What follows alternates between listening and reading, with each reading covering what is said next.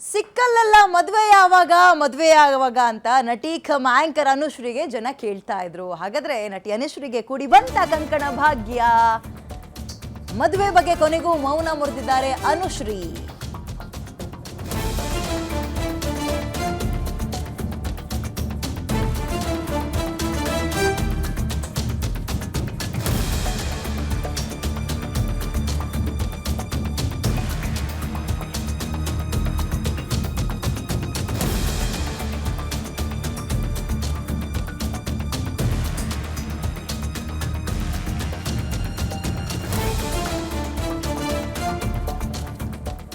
ನಟಿ ಆಂಕರ್ ಅನುಶ್ರೀಗೆ ಕೂಡಿ ಬಂತ ಕಂಕಣ ಭಾಗ್ಯ.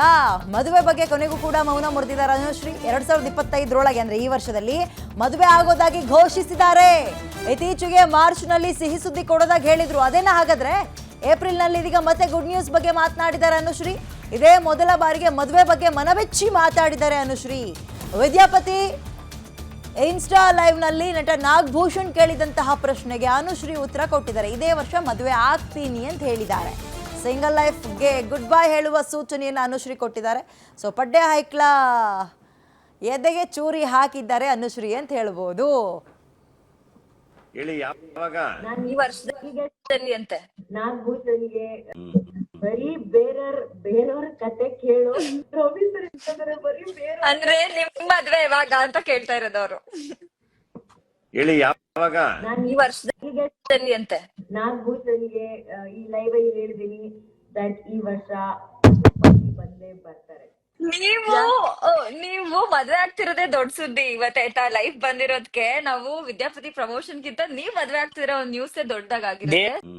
ಬರೀ ಬೇರೆಯವ್ರ ಕತೆ ಕೇಳು ಬರೀ ಬೇರೆ ಅಂದ್ರೆ ನಿಮ್ ಮದ್ವೆ ಇವಾಗ ಅಂತ ಕೇಳ್ತಾ ಇರೋದವ್ರು. ಹೇಳಿ ಯಾವಾಗ ನಾನು ಈ ವರ್ಷದಲ್ಲಿ ಅಂತೆ ನಾಗಭೂಷಣ್ಗೆ ಈ ಲೈವ್ ಅಲ್ಲಿ ಹೇಳಿದೀನಿ ದಟ್ ಈ ವರ್ಷ ಬಂದೇ ಬರ್ತಾರೆ.